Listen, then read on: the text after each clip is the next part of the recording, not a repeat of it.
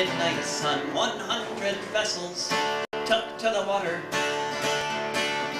pushed through a storm and to the Valdez Sea. We lined up our boats, formed a blockade, and we waited for whatever might be.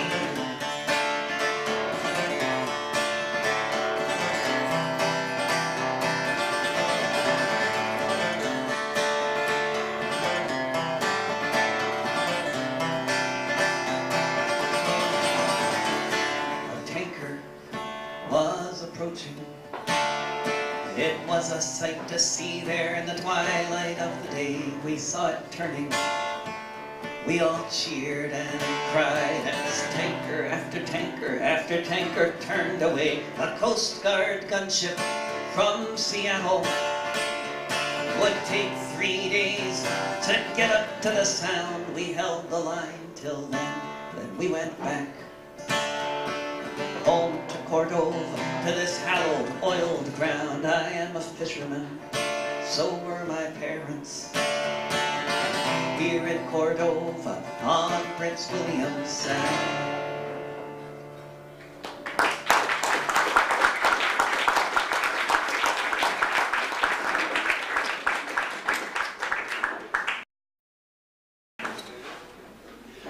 Can everybody hear okay?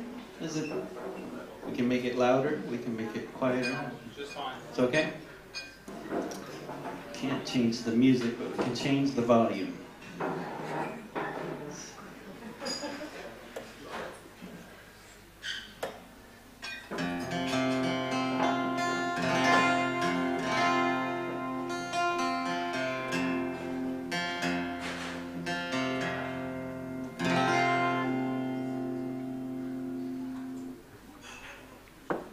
So, if you watch American television, which hopefully you don't, you would then you would think that the Democratic Party is far left, but I promise it's not. It's just certain Republicans who think so.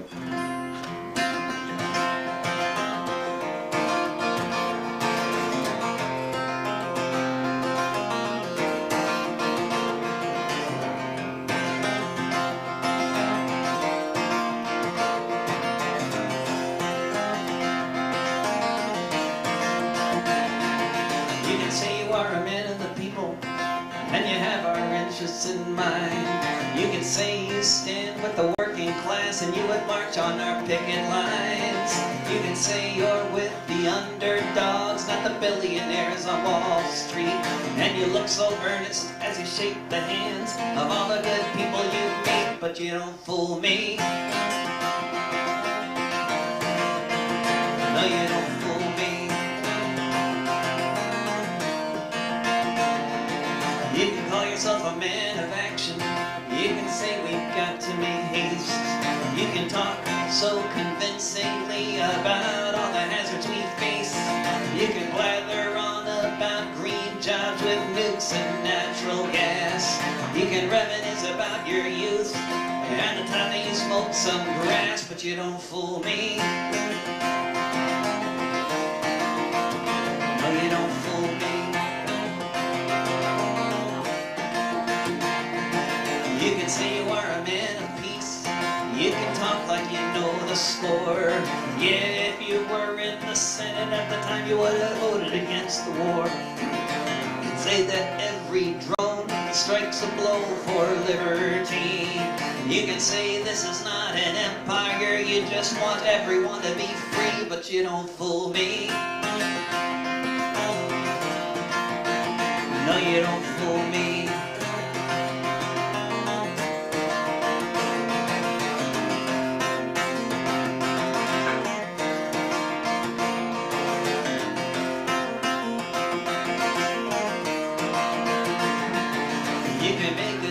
About hope and change, you can bring us all to tears.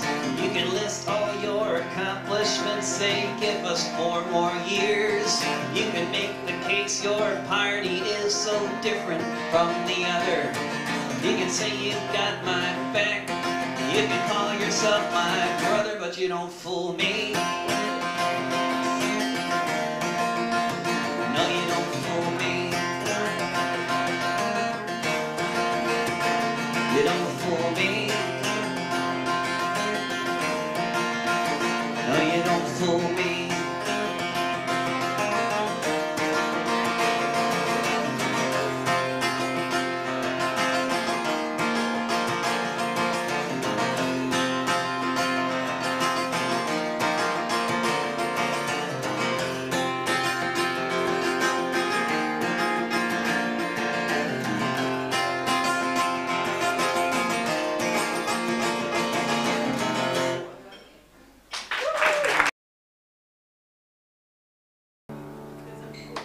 Better than 1968.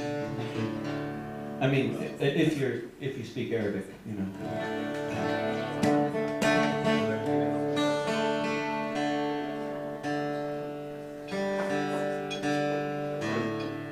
But as somebody in Denmark said, first Tunisia, then Egypt, then Greece. It's getting closer. Moving in the right direction.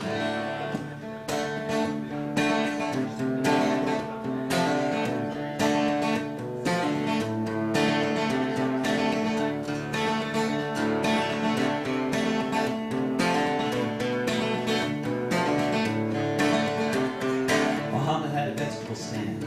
This was his family's plate. Ever since his father died on a construction site. He was one of 6 siblings. This would be his fate. Work in the streets of the city to put food on everybody's plate. Couldn't afford the bribes. Cops would make him pay. So sometimes they'd knock his cart over and get him back that way. Last December they smashed his scales to put him in his place. And for good measure, the cop spat in Muhammad's face.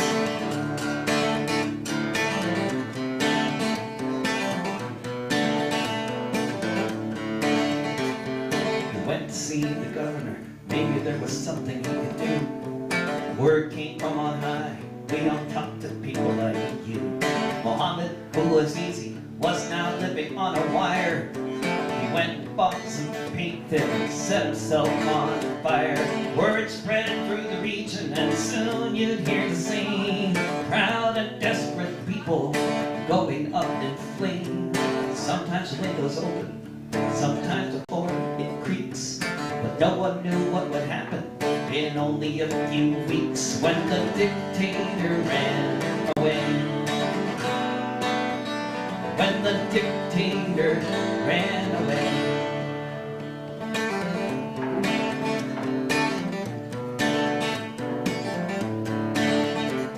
People tried to hold the march for the immolated dead. Police met them there with truncheons and bullets to the head. People went up to the Capitol, they would not be deterred. Sometimes this is just what happens to a dream deferred. The police went on the attack, thousands wounded, hundreds killed. With blood the streets were covered, with gas the air was filled. But the people held their ground, Tunisia's daughters and their sons.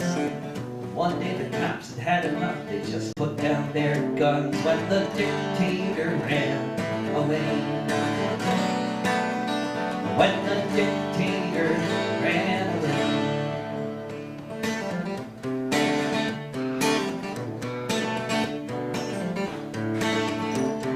Someone had to deal with this rebellious riffraff, so Ben Ali called a meeting of his chiefs of staff. He said these terrorists have decided to go out on the attack. It's time for you, the army, to take our country back. It's time for you, the army, to go and make a stand. Show these terrorists that we are in command. Time to gun these criminals down. That's what he said, now go. The general got his orders, and the general said no. When the dictator ran away. When the dictator ran away.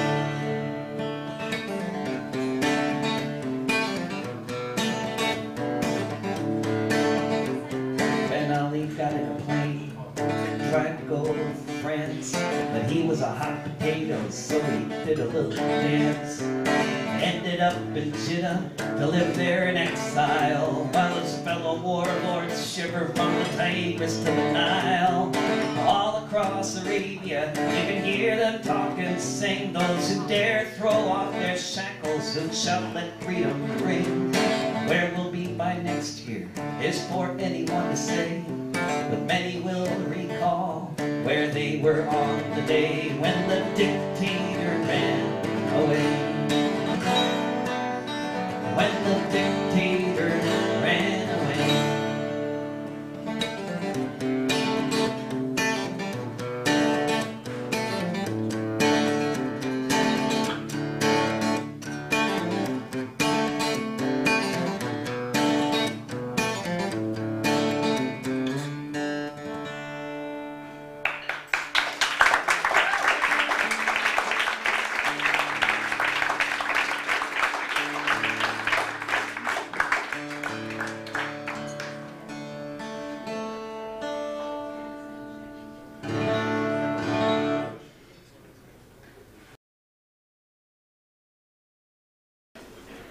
So after the massacre in Norway, I was reading a lot of medieval European history, and it is just terrifying stuff.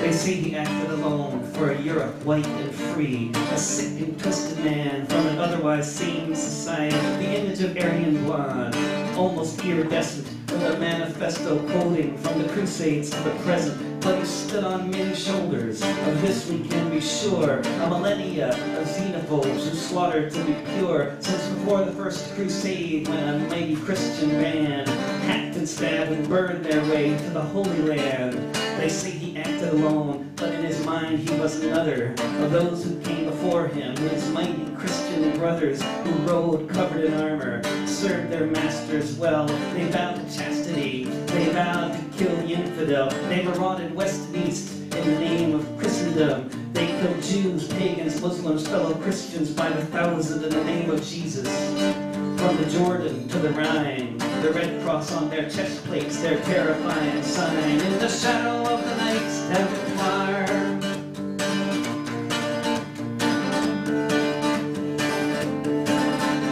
they say he acted alone. No one said this of the Pope, whose victims were left burning or hanging from a rope. The Lord's own Inquisition for 6 centuries, the ethnic cleansing of a continent, Christian tyranny. European Jews and European Muslims fled the Christian Caliphate to be protected by the Sultan. For 500 years they prospered beneath the Turkish sky. For those left behind, convert or die in the shadow of the Knights Templar.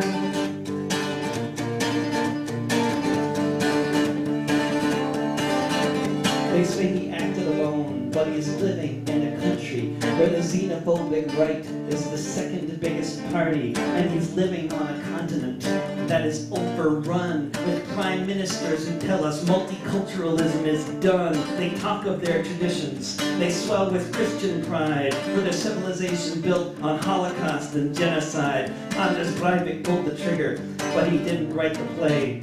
That script was being written 1,000 years ago today, in the shadow of the Knights Templar.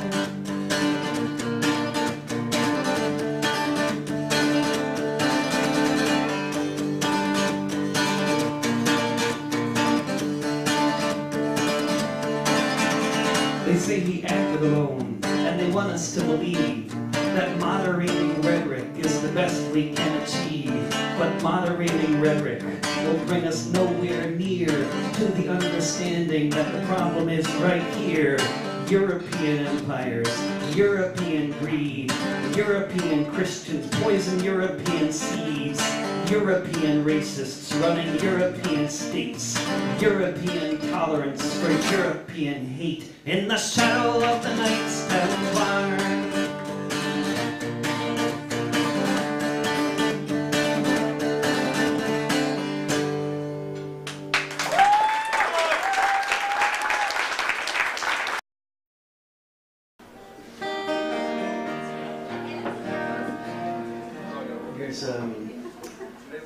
story about the first time the U.S. invaded Mexico. And there amidst all these poor dying Catholics, screaming children, the burning stench of it all, myself and 200 Irishmen decided to rise to the call. From Dublin City to San Diego, we witnessed freedom denied. So we formed the St. Patrick Battalion, and we fought on the Mexican side. Sorry. I should be telling you though, he's got all these lyrics translated and I'm just falling down on my job here. I know, I didn't tell him what I was doing. Marched beneath the green flag of St. Patrick, emblazoned with Erin Goldbra, right with the harp and the shamrock, and the Libertad Republica. Just 50 years after Wolfe Tone, 5,000 miles away, the Yanks called us a legion of strangers, and they can talk as they may. But from Dublin City to San Diego, we witnessed freedom denied. So we formed the St. Patrick Battalion, and we fought on the Mexican side. We formed the St. Patrick Battalion, and we fought on the Mexican side. We fought them in Matamoros, where their volunteers were raping the nuns. In Monterrey and Cerro, we fought on as Ireland's sons.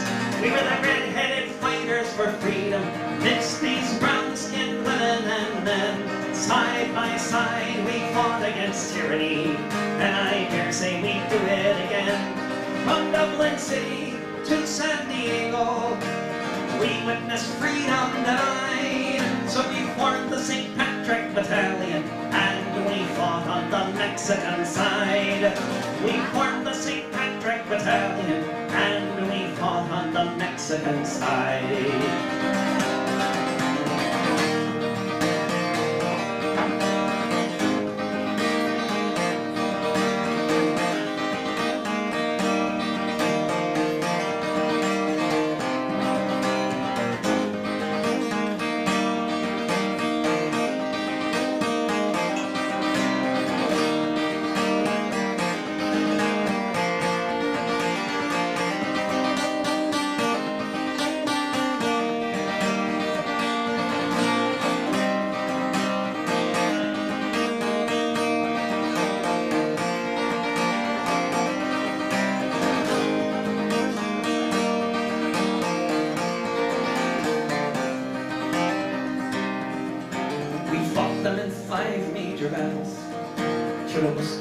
Was the last.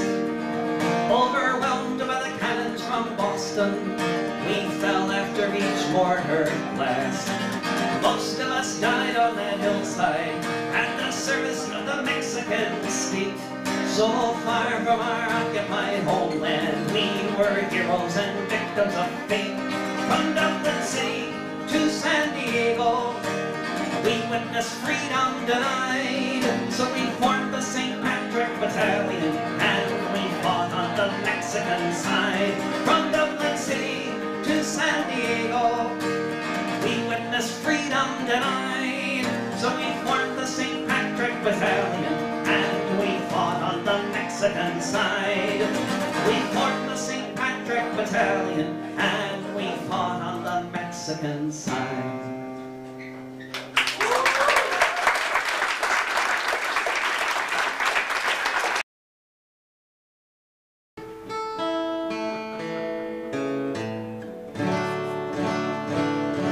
There is I think a very good case in point is the war in Iraq, although illegal and undeclared, it does have a name, and the name of it is Operation Iraqi Freedom. And I don't think anybody's quite free yet at this point, but it's very long term here. I think it's a crusade, I believe, is what he said actually. And Operation Iraqi Freedom spells OIF, which is not a word in English, and that's on purpose because the original name for the war did spell a word, and that was an accident. So So they changed it after releasing the original name to the media. We've got a situation and it calls for a solution that upholds our domination of the planet. We're gonna make our case and we're gonna make it well. And if you don't like our logic, you can it. We'll use impeccable intelligence from any country in the world, as long as we all see eye to eye.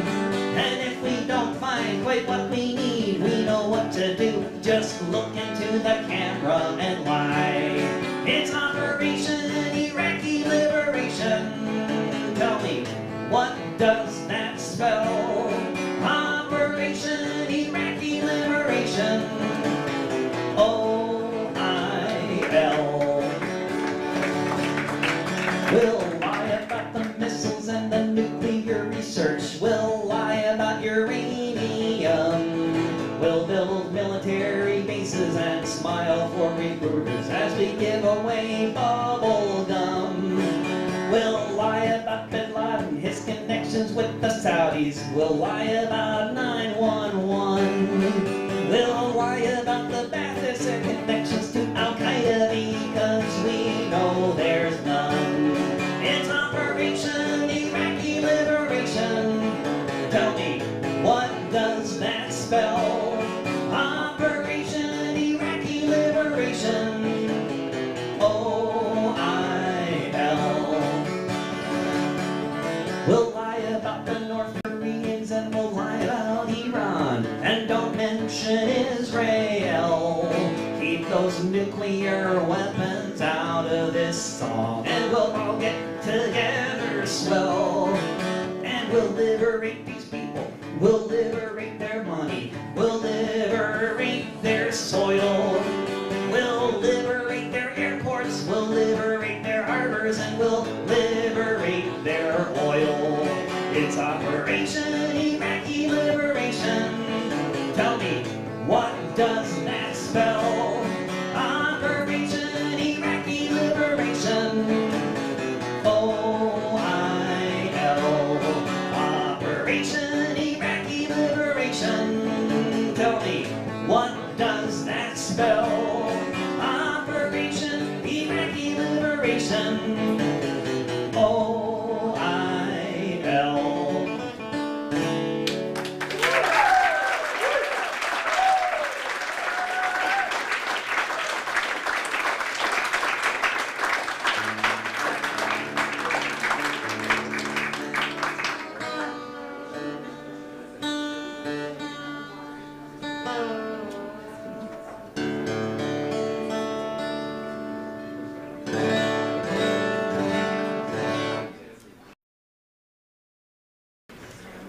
I'll do one more song and then take a break, which in England they call a beer break. I don't know if they call it that here, but we'll take a break. And there's no such thing as a break in England. It's always a beer break, and it's like one word, you know.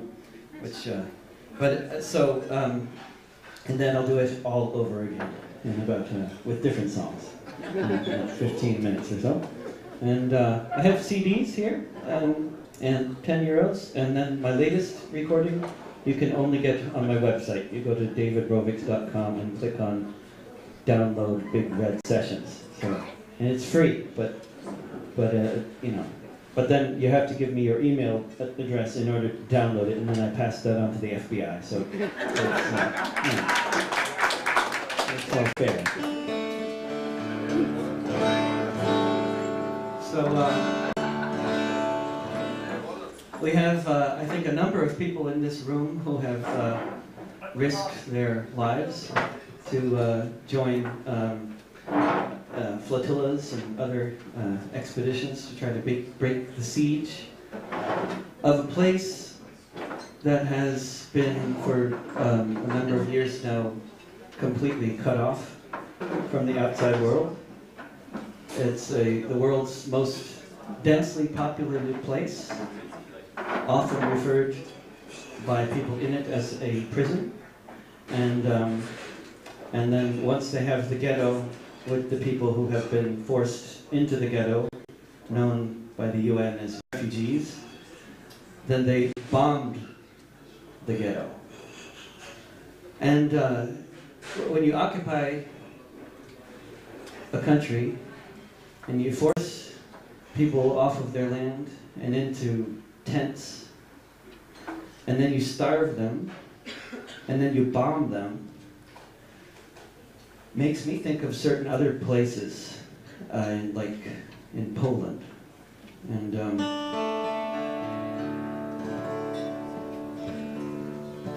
but I'm not talking about Poland in 1943. I'm talking about another place, south and east of here.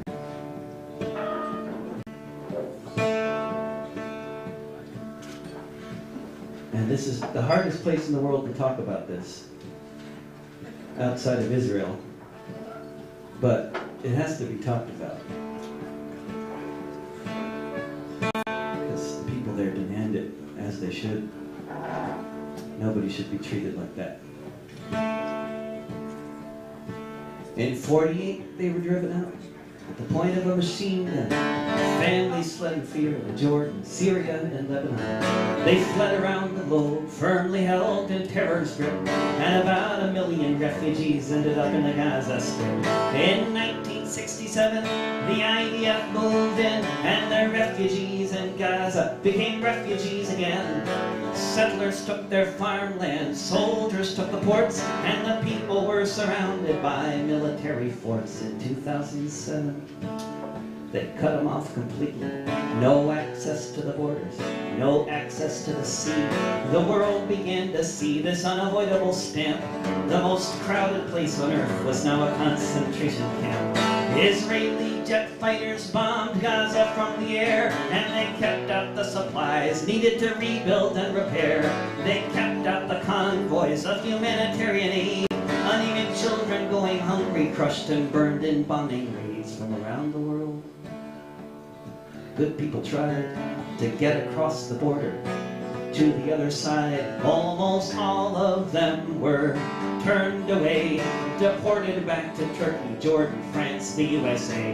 They were barred from ever coming back. Adam and Hueda decided on a different tack. They loaded up a boat, managed to get through. That's when activists in Istanbul decided what to do. Armed with food, wheelchairs and prosthetic limbs for victims of the bombing raids to wear. They packed cement by the ton. They had a few kitchen knives, but not a single gun. They were determined to reach the bay, to break the siege of Gaza and not be turned away. As they left Turkish waters, everybody wished them well. As for what would happen next, only the apartheid state could tell. All aboard the Mavi Marmara, sailing toward Goliath's kingdom, armed with nothing but a stone. All aboard the Mavi Marmara, tell the children of Jerusalem, you are not alone. 700 people on board this Turkish ferry. They were 60 miles from the shore, out in the open sea, in international waters, with no plans for turning back. That's when Netanyahu told his soldiers to attack. They came down from helicopters, fired guns from Zodiacs. They shot some people in their heads and shot others in their backs. The captain raised a white flag high into the air, but the soldiers kept on shooting 60 miles from the shore. Medics tried to treat the wounded. All they could do was watch them bleed. The soldiers wouldn't let them get the urgent help they needed. Mass troopers held their hostages. The Navy towed the ship just for trying to sail to the Gaza Strip. All aboard the Mavi Marmara, sailing toward Goliath's kingdom, armed with nothing but a stone. All aboard the Mavi Marmara, tell the children of Jerusalem, you are not alone.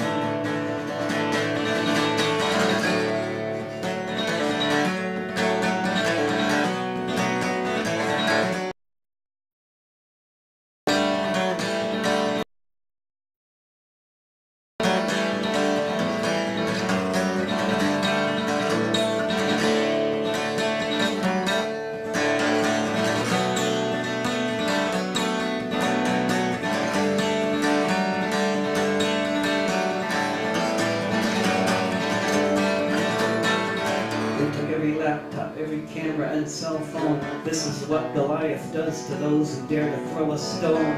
The ghost of the Exodus is shouting at the sky, but Netanyahu isn't listening, he's just watching people die. For days nobody knew just what happened on that boat, because everyone was held in jail and dead men do not float. All the world will remember what happened on that night, and to end the siege of Gaza, more will go and join the fight. All aboard the Rachel Corrie, sailing toward Goliath's kingdom, armed with nothing but a snow. All aboard the Rachel Corrie, tell the children of Jerusalem, you are not alone. All aboard the Mavi Marmara, tell God's kingdom, armed with nothing but a snow. All aboard the Mavi Marmara, tell the children of Jerusalem, you are not alone.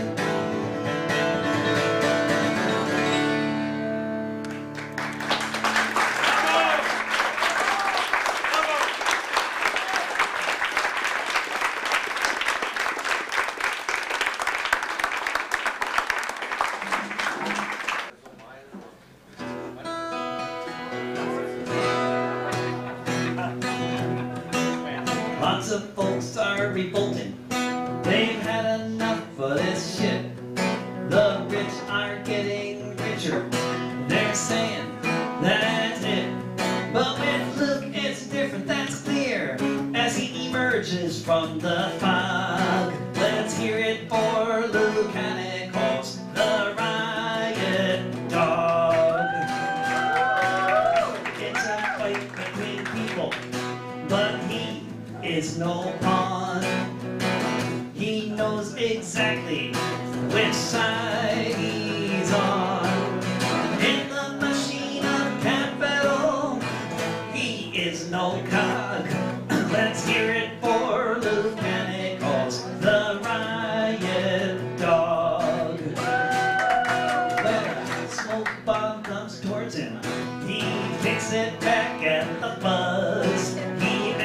A bit different than a normal dog does. He's got a fan page on Facebook, but he's got no time for a vlog. Let's hear it for Luke and it calls the riot dog. Let's hear it for Luke and it calls the riot dog.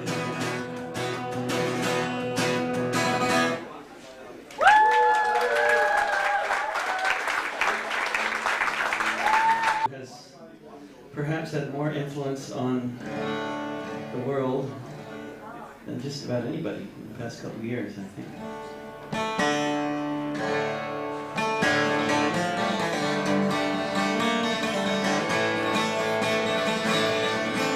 Private Manning was an analyst. If what they say is true, he was paid to read reports, find the patterns sifting through.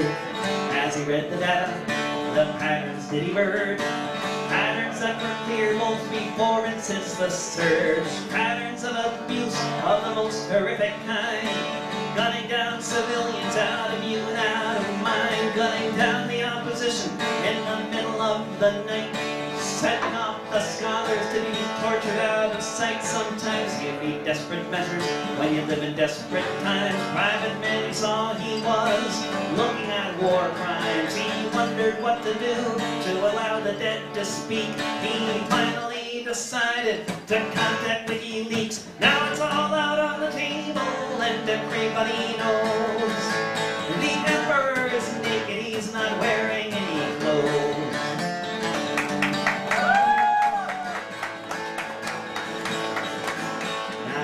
Adrian Lamo has to live within his skin. He stabbed Bradley in the back, called the cops and turned it in. But not for the soldier, took 500,000 files. If you printed all the pages, they'd stretch on for miles. Evidence against the state, right from the horse's mouth. Machinations in the west, bombings in the south. A treasure trove of details for all the globe to see. How much they need to lie and kill for democracy. How many drone strikes have hit villages, leaving everyone to die? They blamed on someone else, the official lie, not I. How many coups have been plotted by ambassadors who say that free and fair elections be the order of the day? Now it's all out on the table and everybody knows the emperor is naked, he's not wearing any clothes.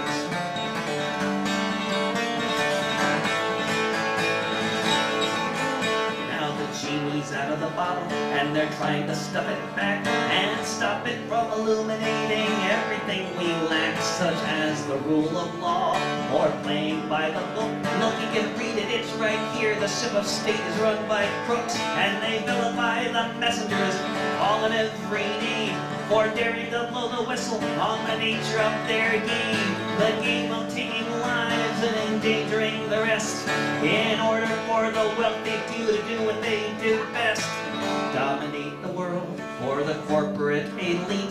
But now their cover's blown from their head down to their feet, and now the stars and stripes is looking much more like a rag. The lid is off the box, the cat's out of the bag. Now it's all out on the table and everybody knows the emperor is naked, he's not wearing any clothes. It's all out on the table and everybody knows the emperor is naked, he's not wearing any clothes.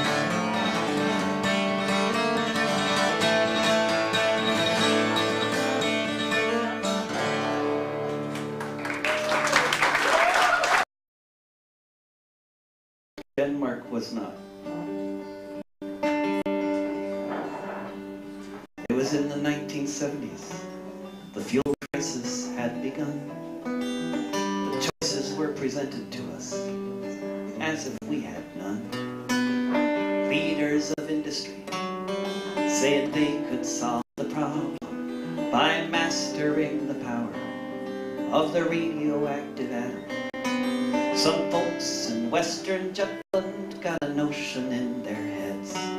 They thought there might be something they can offer up instead.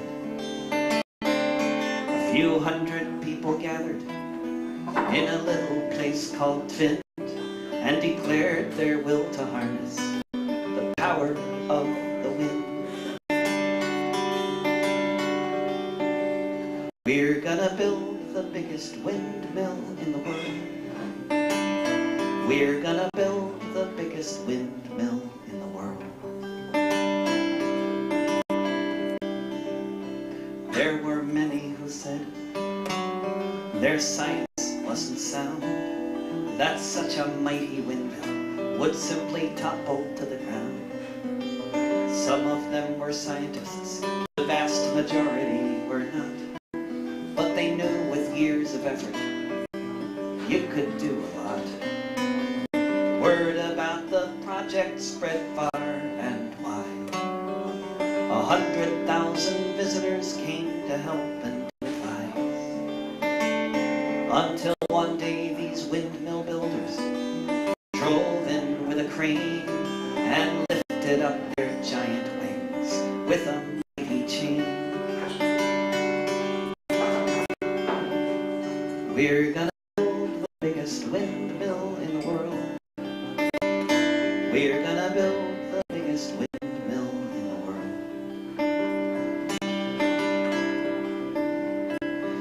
When Findcraft was completed, it reached up to the sky. Its wings churned in the air at 54 meters high. The critics all fell silent. No one now was jeering, as even industry agreed this was some damn fine engineering. The wind regaled Jutland from the North Atlantic Sea as it was seamlessly converted into electricity. It was power for the people, leukemia for none, when they declared in Denmark, just south of the midnight sun. We're gonna build the biggest windmill in the world. We're gonna build the biggest windmill in the world.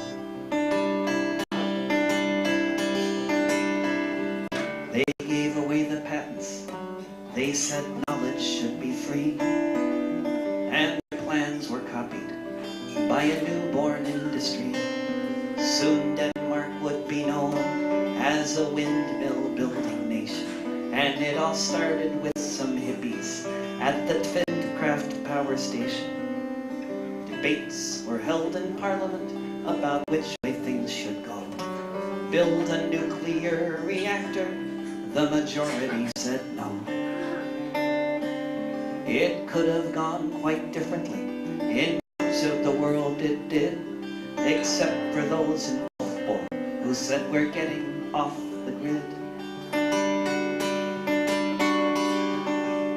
We're gonna build the biggest windmill in the world.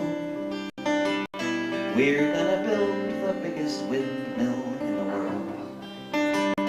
We're gonna build the biggest windmill in the world. We're gonna build the biggest windmill in the world.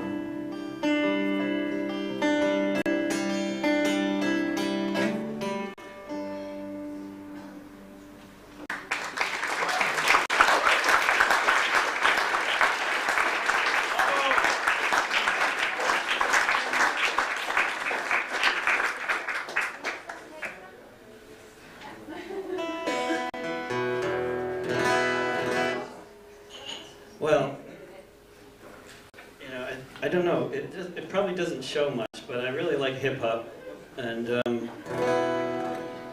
I keep listening to all these songs that are about these random encounters after gigs, or just while someone's out on tour. And like it seems like half the songs are about that. And I thought, if they can write these songs, I'm gonna write one too, even though it's totally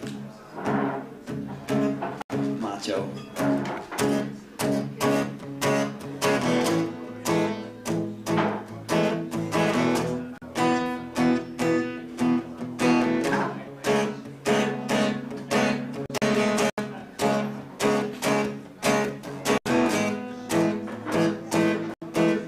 I found myself in Rostock to protest the G8. That was good, but there's something else I'd commemorate. Started with a text message I got on my cell phone, eating in the Hotel Troika, sitting all alone. I had just bought the SIM card, only the day before, stuck it on my website, now I knew what for. The words upon my screen asked, are you coming to Berlin? No, I said, but come meet me here in the town I'm in. She said her name was Rosa, and the next thing that I knew, she said, go down to the Hot Bahnhof, I'll be there in a few. It was roll the dice, jump on in and see what happens next. Answering a smoke signal or a random text. I went down to the station to pick up my blind date, and I was suddenly transported to Damascus Gate. She had a denim jacket and a studded leather belt. My knees began to buckle, my heart began to melt. She was a Syrian princess. She was a Syrian princess. She was a Syrian princess. The princess of Syria. I asked her, are you hungry? Would you like to have a meal? She said, it's almost midnight and that's not the way I feel. Then do you want to come with me? Back to my hotel, she didn't skip a beat, she just said that'd be swell. When we got there we spoke, tried to be understood. I don't speak Arabic or German and her English wasn't good. She started looking bored, I asked, is it time for sleep? She said, yeah, let's count some sheep. She was a Syrian princess. She was a Syrian princess. She was a Syrian princess. The princess of Syria. We brushed our teeth together. I wondered what was going on in those hours after midnight, just before the dawn. It was right around that time that someone called her on her phone, and it was then that I heard her ringtone. It was a song that I recorded in 1999. I felt a bit embarrassed, but mostly I felt fine. We walked into the bedroom. She took off her shoes, and she asked me, is there something I can do? She was a Syrian princess. She was a Syrian princess. She was a Syrian princess. The princess of Syria. We had breakfast together. Then she said, fare thee well. I wondered if I'd see her again, couldn't really tell. She went back to her home, I went back to mine, but I'm still looking at my cell phone, waiting for a sign. When I'm alone in a hotel room, I wonder if it might be a day to turn out like things did on that night. Good times have happened since, but I take off my hat, 'cause I've never had another night like that. She was a Syrian princess. She was a Syrian princess. She was a Syrian princess. The princess of Syria. She was a Syrian princess. She was a Syrian princess. She was a Syrian princess. The princess of Syria.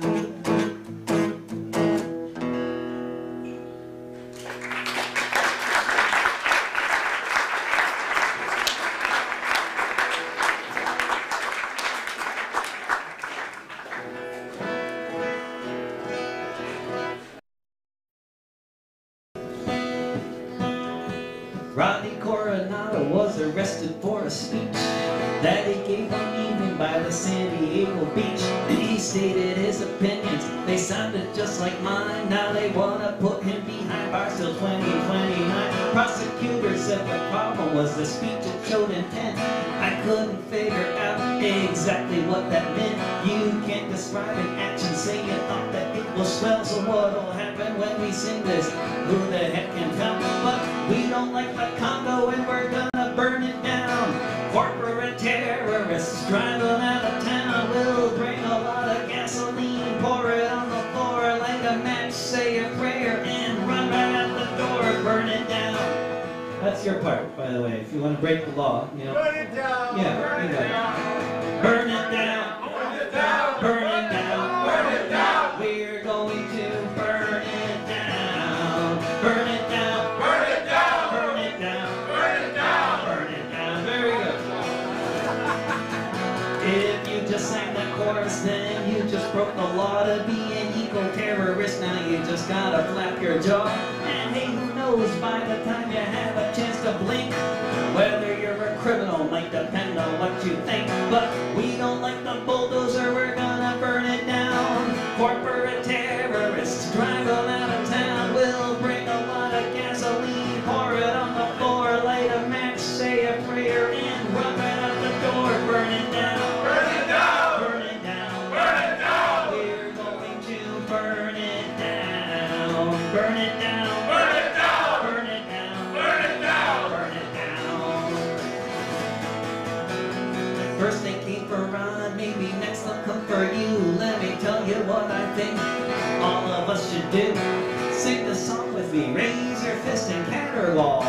If we fight together, they can't arrest us all. 'Cause we don't like the Walmart and we're gonna burn it down. Corporate terrorists driving out of town will bring a lot of gasoline, pour it on the floor, light a match, say a prayer, and run right out the door. Burn it down. Burn it down. Burn it down. Burn it down. We're going to burn it down. Burn it down. Burn it down. Burn it down. Burn it down. Burn it down. One more time with conviction. Burn it down. Burn it down. Burn it down. Burn it down. We're going to burn it down. Burn it down. Burn it down. Burn it down. Burn it down. Burn it down.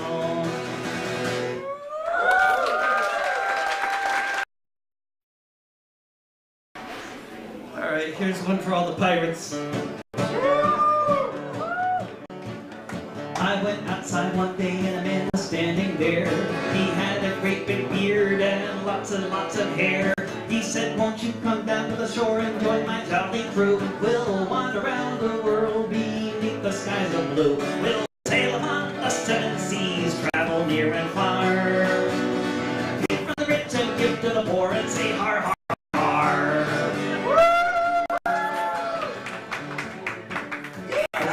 It's not that song on the screen, but it's kind of an interesting juxtaposition. It doesn't matter, I think they go together well.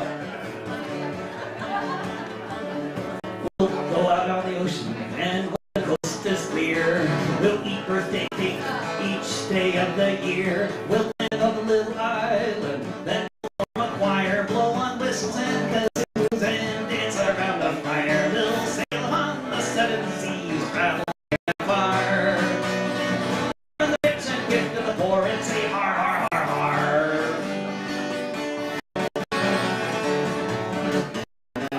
like what's that? The Colbert Report. It's like sort of the Word.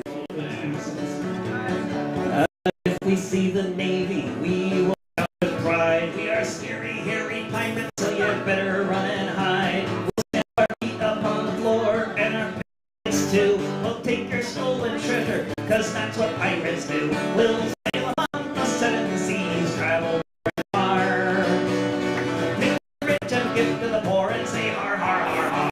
We'll sail on the seven seas, travel near and far. Take from the rich and give to the poor and say har har har har.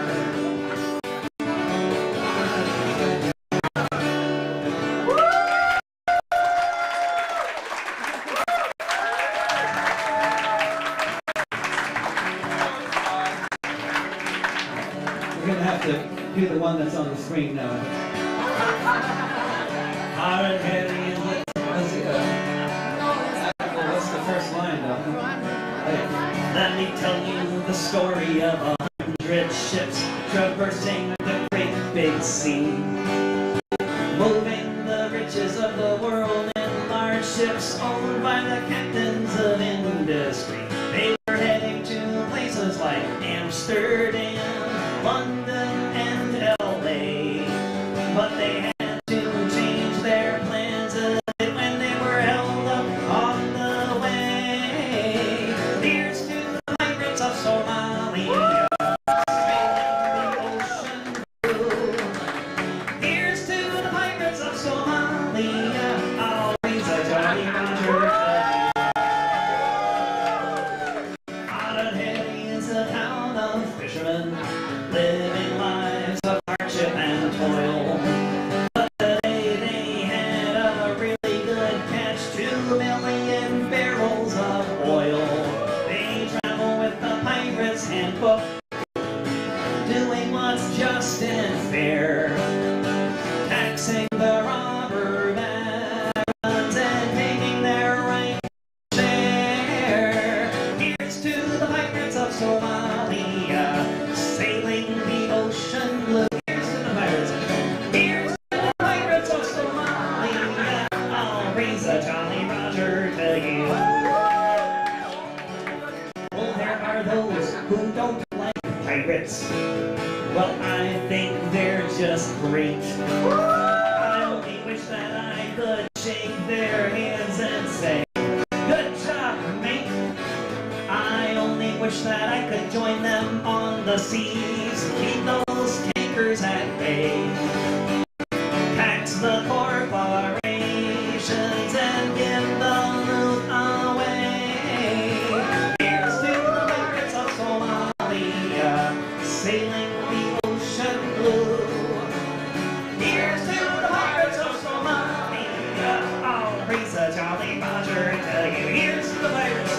Here's to the pirates of Somalia, sailing the ocean blue. Here's to the pirates. Here's to the pirates of Somalia, I'll raise a Jolly Roger and tell you.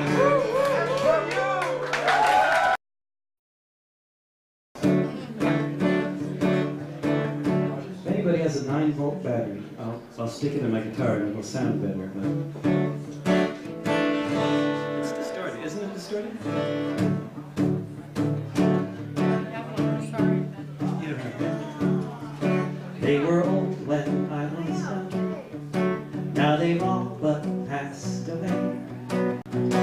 Now it's just a second-hand memory of the day when from all around the world they sailed off to Spain to fight against the fascists where so many men were slain. Who will recall the days when they all stood side by side, now that the last Lincoln veteran died? Beside Martin Luther King, or in a veterans parade, you could see the men who made the journey to join the 15th Brigade.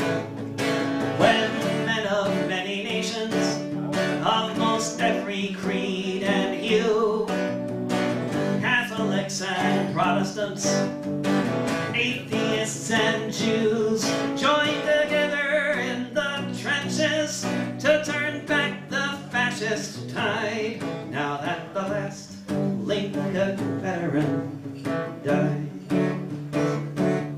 the working class of many nations joined in a desperate bid. With what weapons they could find, they fought to save Madrid. From Brussels and Berlin, Galway and London town, who will recall the brigadistas who went to take the fascists down? There beside the Spanish people, even the figs and olives cried. Now that the last Lincoln veteran died.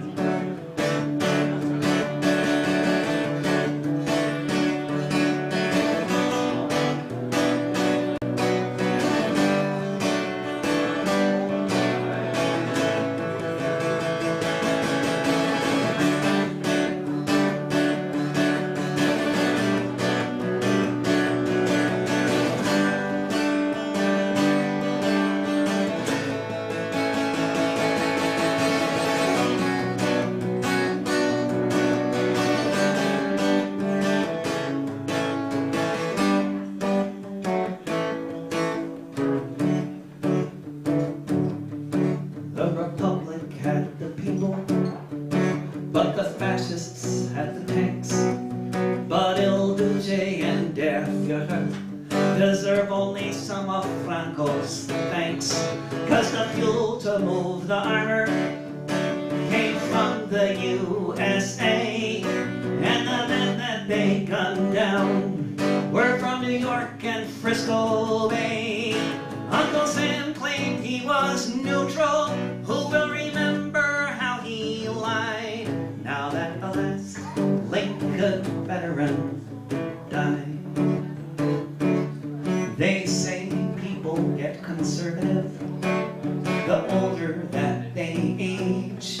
They say that being radical is just a youthful phase. But the finest communist I've known lived to 95, and he spent his whole life striving for humanity to thrive. To forget these fallen heroes is something I cannot abide. Now that the last Lincoln veteran died. Now that the last Lincoln veteran died.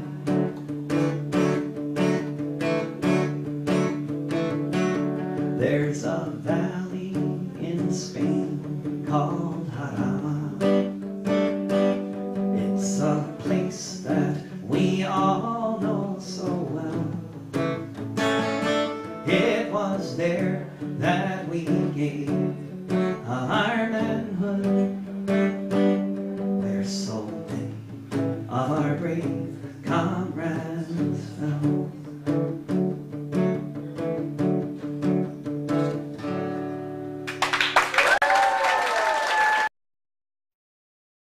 To play at the playground, to do things I like so much.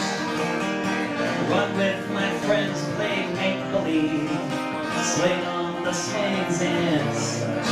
But this morning I went to the playground, and goalies were guarding the swings.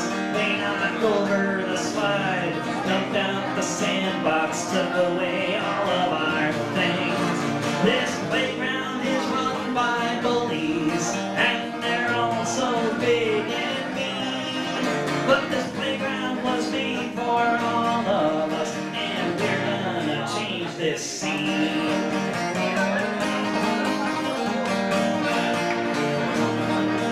Well, all of us were scared of the bullies. They were so big and we were so small. Till somebody said if we organized, we could be 10 feet tall. We stood on each other's shoulders, put blankets over our heads. We looked like monsters and we roared like lions. bullies ran home and hid under their beds. This playground was run by bullies, and they're all so big and mean. But this playground was made for all of us, and we're gonna change this scene.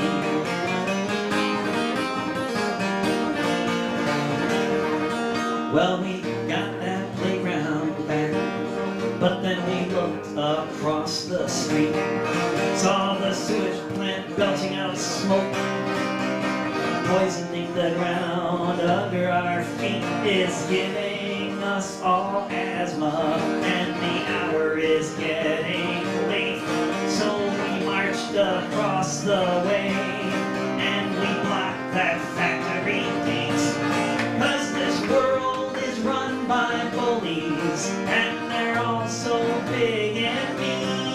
But this world was made for all of us, and we're gonna change this scene. This world is run by bullies, and they're all so big and mean. But this world was made for all of us, and we're gonna change this scene.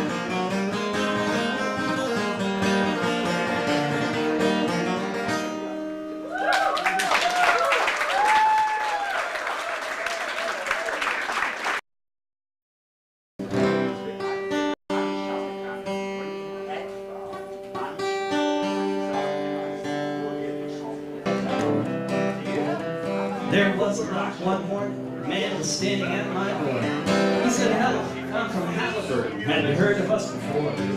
We'd like to lease your backyard to drill for natural gas. It's called hydraulic fracturing, and it is the very past for a clean energy future above the Marcellus stones. Plus, we'll give you lots of money and a free mobile phone." I said, "You are a corporate crook. I don't believe the things you tell, and you can drive right off my property and then go straight to hell. No fracking way, no fracking way.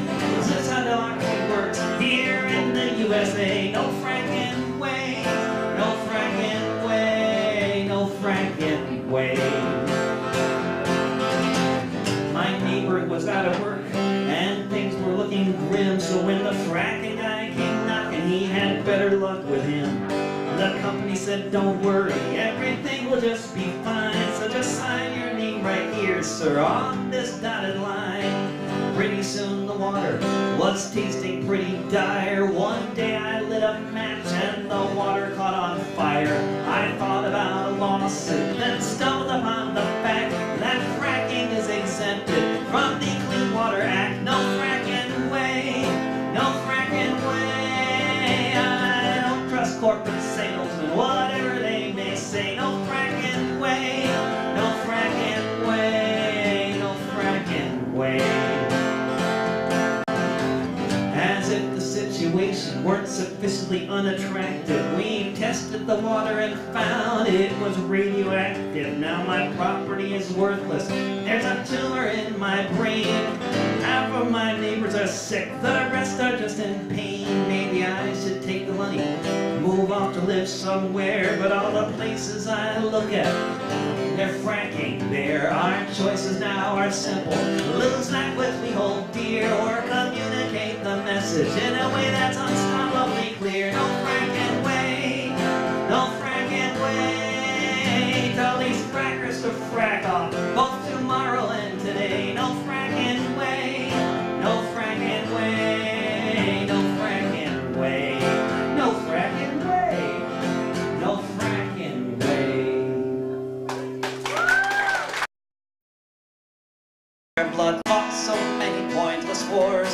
Now you're trying to tell us there's nothing we can do. You say the world around us belongs fairly to the few, but about 6 billion people no doubt will agree this world is our home, not your property. It's the commons, our right of birth. And you would enclose the land all around the earth. Our future is your downfall when we cut this ball and chain. You sacrifice the public good for your private gain. With our sweat we built the railroads, built cities on these shores. But because you own the money, you say that it's all yours. We laid the phone lines and the pipelines, and then right before our eyes, you say these things are taxes paid for. You now will privatize. Privatize the hospitals, privatize the schools, privatize the prisons for all those that break your rules. And preparing for the day when all the wells run dry, you say, oh, the very rain that falls down from the sky. But it's the commons, our right of birth, and you who'd own the water all around the earth. Our future is your downfall when we cut this ball and chain. You would sacrifice the public good for your private gain. You claim to own the harvest with your Terminator seeds. You claim to own the genomes of every animal that breathes. You claim to own our culture and the music that we play. And with each song that we download to your coffers we must pay. You'd even own my name and you'd say it's for the best. Maybe you'll let us on your radio if our songs can pass your test. You own country, you own western, you say you've given us a choice. You may own the airwaves, but you'll never own my voice. It's the commons, and you would own the music all around the earth. Our future is your downfall when we cut this ball and chain. You would sacrifice the public good for your private gain. It's the commons, our right of birth, and you would own everything all around the earth. Our future is your downfall when we cut this ball and chain. You would sacrifice the public good for your private gain.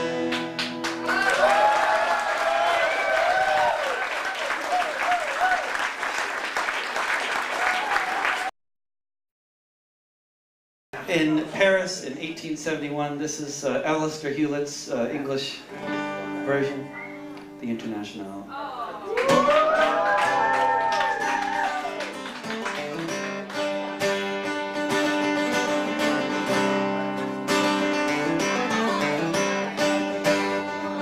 Arise, you workers, from your slumbers. Arise, you prisoners of want. For reasons in revolt now thunders, and at last ends the age of cant. Away with all your superstitions, servile masses, arise, arise. We'll change henceforth the old traditions, spurn the dust to win the prize. Also, comrades, come rally, and a last fight let us face. The Internationale unites the human race. Also, comrades, come rally, and a last fight let us face. The Internationale unites the human race.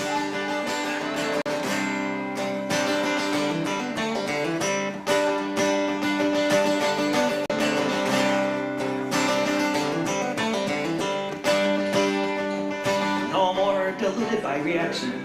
On tyrants only will make war. The soldiers too will take strike action. They'll break ranks, they'll fight no more. And if these cannibals keep trying to sacrifice us to their pride, they soon shall hear the bullets flying.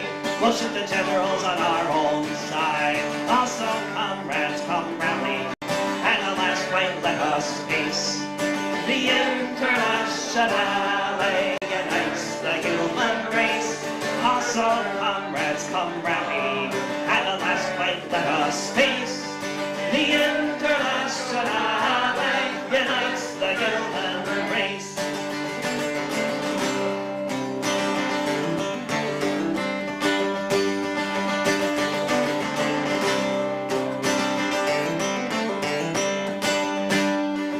No Savior from on high delivers, no faith have we in prince or peer.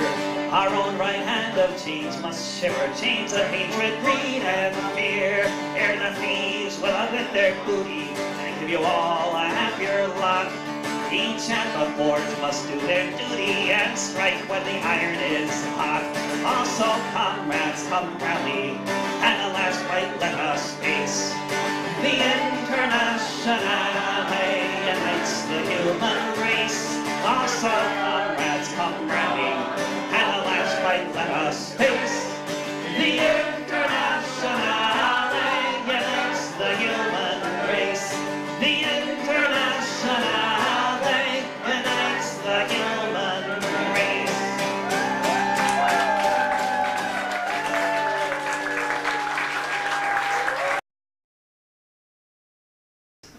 when it's madness all around. And you can see this at a glance. We will sing and we will cry, we will laugh and we will dance, as they shout their marching orders beneath the helicopter blades. We shall seize the moment for a kiss behind the barricades.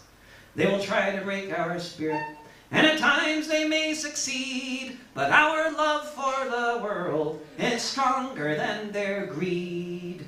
When the building is surrounded and hope begins to fade, in my final hour, a kiss behind the barricades. As the movement grows, there will be hills and bends, but at the center of the struggle are your lovers and your friends.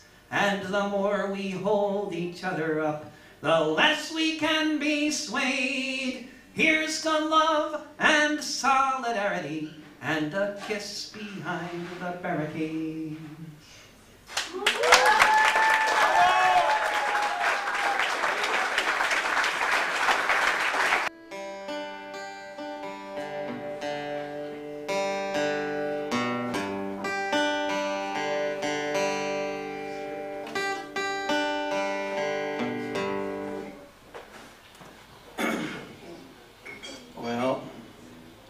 Here's another song that the anti-Deutsch won't like.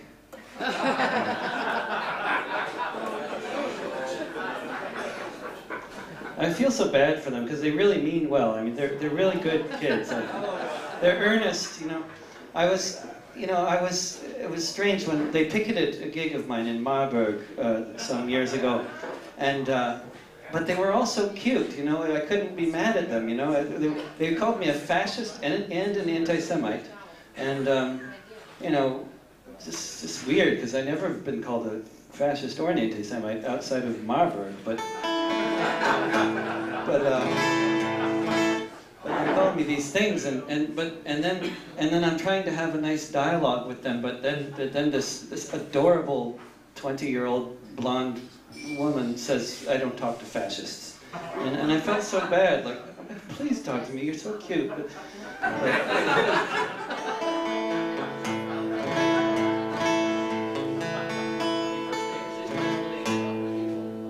they're building a wall between friends, a wall that justifies any means for their ends. Oh no, you have to be in tune. Okay, one more start with that song here. They're building a wall between friends, a wall that justifies any means for their ends. A wall between Semites, rich and poor, brothers and sisters from not so long before. Many feet thick and 30 feet high, no one can look through it and into the eye of a person you might know, to whom you might confide. Now just a stranger on the other side. They're building a wall between water and land, so we can eat fruit and they can eat sand. A wall to make sure that our orchards will grow and our kids can get fat and not need to know of the cities in ruins and the children in fear that your fathers and brothers in tanks might be near. A wall to keep quiet that which you fear most, so you don't have to listen to your grandfather's ghost. They're building a wall between future and past, a wall to keep distant the chambers of gas from the bulldozers, gunships, and the tears of a child. Dignity, love, and all honor defiled, to remove from your facts on the ground. A wall to keep distant the terrible sound of the houses that crumble and the children that die.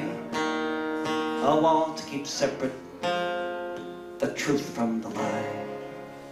They're building a wall, and that's such a cost. Land, money, and safety, and all the lives lost. A wall made of brick, but bricks can be broken when the people of Zion have finally awoken and said no more walls, no more refugees, no more keeping people upon their knees. And then the history books will someday recall, before apartheid was ended, they were building a wall.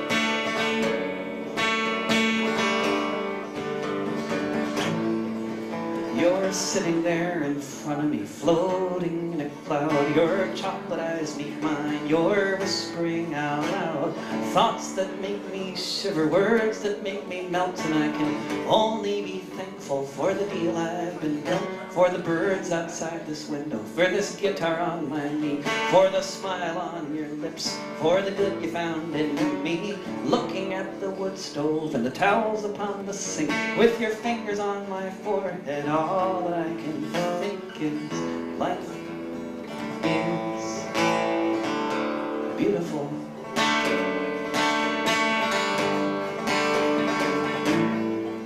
For the way you kiss my fingers, for the way you hold my hands, for the way you look in those leather pants, for the times like now when I just gotta roll another smoke, breathe deeply for a moment and take another toke. Life is beautiful.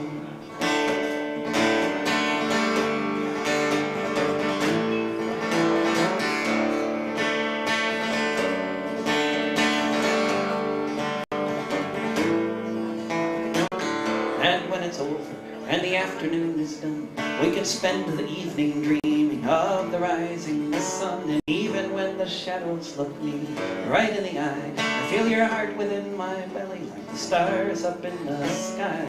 Life is beautiful.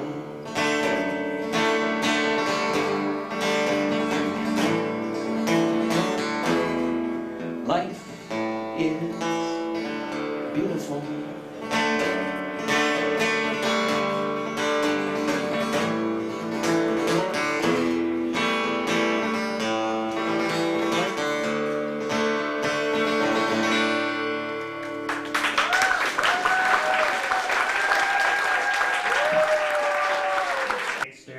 Exterminate. They claim their planet's dying, that soon it's gonna blow. They're coming here. They say they've nowhere else to go.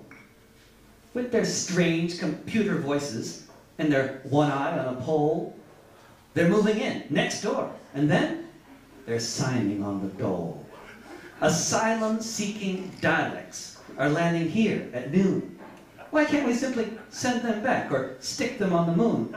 It says here in the Daily Mail, they're moving in to stay. The loony lefties let them in. The middle class will pay. They claim that they're not terrorists. That doesn't wash with me. The last time I saw one, I hid weeks behind the settee. Good Lord, they're pink with purple bumps. There's photos of them here. Not just extraterrestrial, the fucking things are queer. Yes, homosexual dialects. And they're sponging off the state with huge Arts Council grants to teach delinquents how to skate. It's all here in the paper. I better tell the wife, for soon they will exterminate our British way of life. This satire on crass ignorance and tabloid-fostered fear is at an end. Now let me make one message, loud and clear. Golf course, shop floor, or BNP. Smash bigotry and hate. Asylum seekers, welcome here. You racists, emigrate.